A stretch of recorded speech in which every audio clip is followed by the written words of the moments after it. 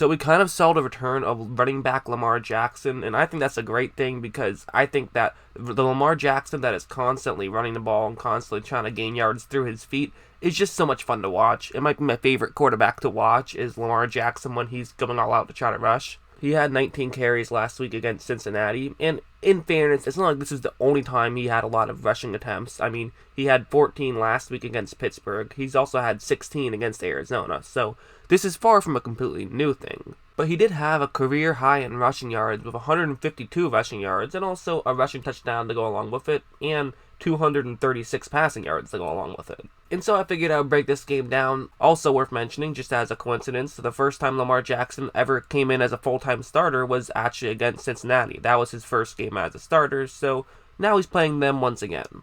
And I do think that that really mattered in terms of how Baltimore decided to attack this Cincinnati offense. They did things that were very smart, I thought, and let's just jump into what I'm talking about. The way this play is going to work for Baltimore is it's going to be a fake handoff to the middle of the screen, but then Lamar Jackson is going to keep it himself and run up to the top half of the screen to try to run outside the tackles. That's the way this is going to work for Lamar Jackson and for the Ravens. And so from Cincinnati's perspective, there's really two players who could make a play. There's the edge rusher and then also the linebacker who's closest to the top half of the screen. Either one of those guys could run up and try to make this play.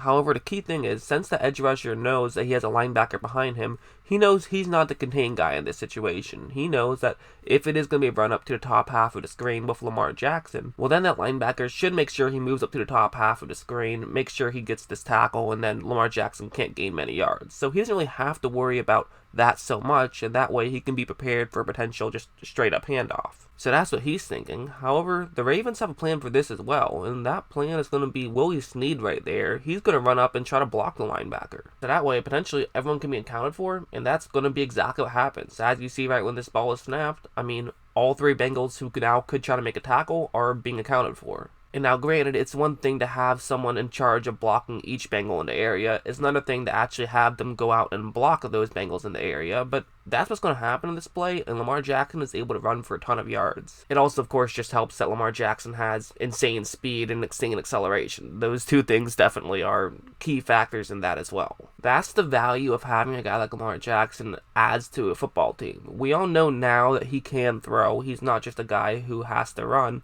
And so the fact that he can do everything, essentially, really just opens up so many windows for Baltimore. Having a quarterback who can run like that, and having a team that's willing to use him in a situation like that, really does add so much to your offense. And here's another play of them doing that. It's once again play action up the middle, and then Lamar Jackson keeps the ball himself and runs up to the top half of the screen. And so once again, you will have Willie Snead run out to block that linebacker right there, similar to last time. But also another key factor here is that a fullback is going to run out to try to lead block for Lamar.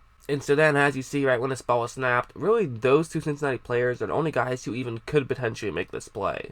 But now is when I have to kind of call out Cincinnati a little bit, actually. I mean, you already know what type of team this is. You've seen Lamar Jackson be Lamar Jackson before firsthand. He's done this against your team before. The first time you two played each other, he ran the ball 26 times and had 119 rushing yards. So you know what kind of quarterback this guy is. And yet still, they're not doing a good enough job of spreading out. You want to get further and further out. You want to essentially force the blockers to run as far out as they can, and that also just gives yourself more space to potentially get around them and try to make a tackle. Not to mention, especially the linebacker closest to the bottom half of the screen that I have circled, there's two of them, the one that's on the right side of the screen. He should be much further up, because now an offensive lineman can simply just run up and block him. But at the same time, you have to give credit to Baltimore for realizing that they're not doing a good enough job of spreading out and making sure that they get in their gap assignments and are able to make this tackle. And so if they're not, well then just keep hurting them the way that it can hurt them.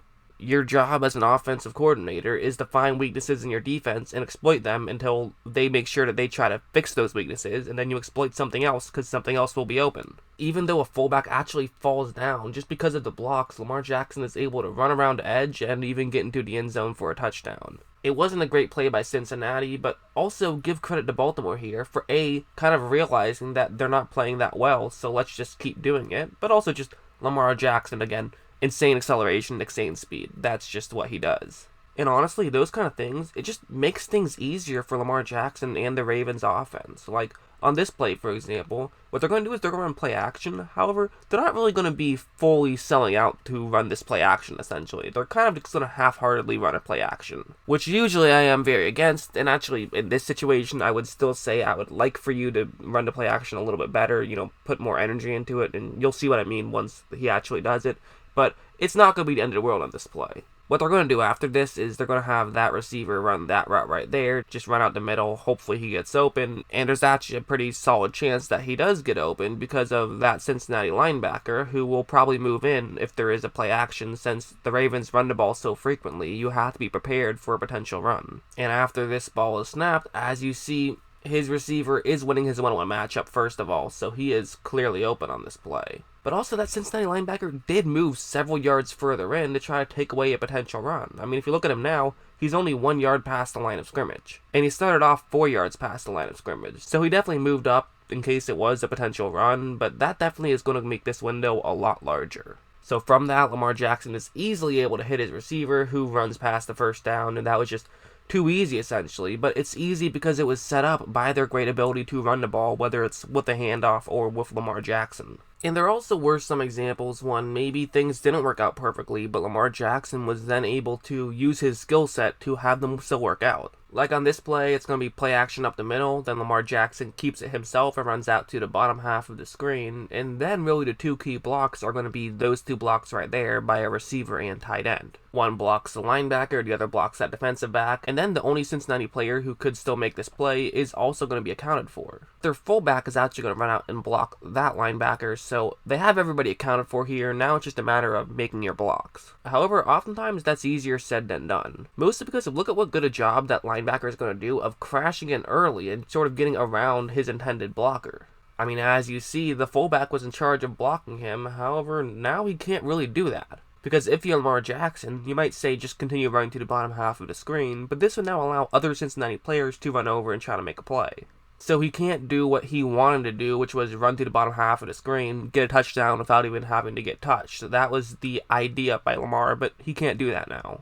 And while most guys still probably would do that because you can at least gain a yard and avoid a hit, that's not what Lamar Jackson is going to do. He cuts back to the inside and even takes a pretty big hit actually, but gets a lot more yards because of that. Now, many wouldn't want their quarterback to be taking those kind of hits, but you know what?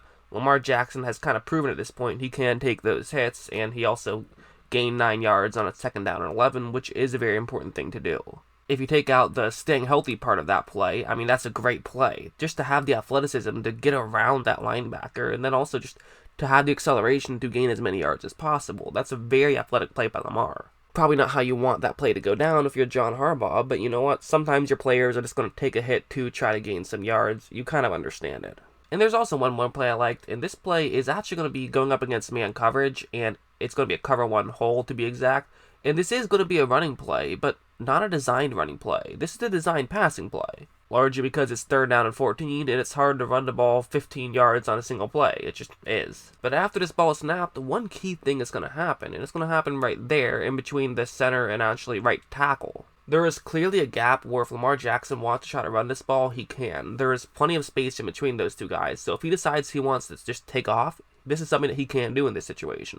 And since it's man coverage, this now means that pretty much every Bengal in the area is in charge of covering somebody else, meaning that they're not really looking at Lamar Jackson, which could create a good situation for Lamar as he could run forward and pick up the 1st down. But again, it's 3rd down and 14, so all it takes is one Bengal to turn around quickly and run over and make a play, and then you don't get the 1st down. However, for Lamar Jackson, he trusts his abilities. Watch how quickly he accelerates. He's going to dive head first and get the 1st down.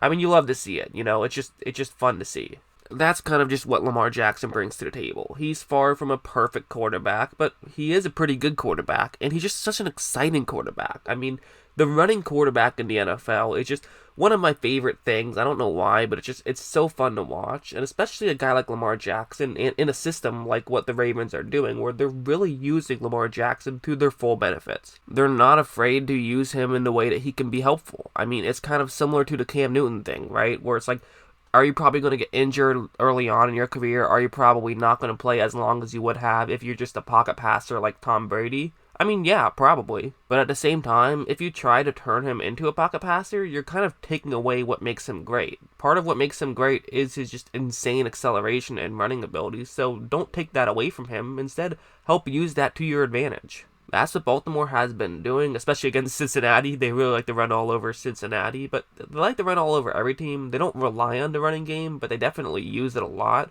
and for good reason. It's having some key benefits for that team.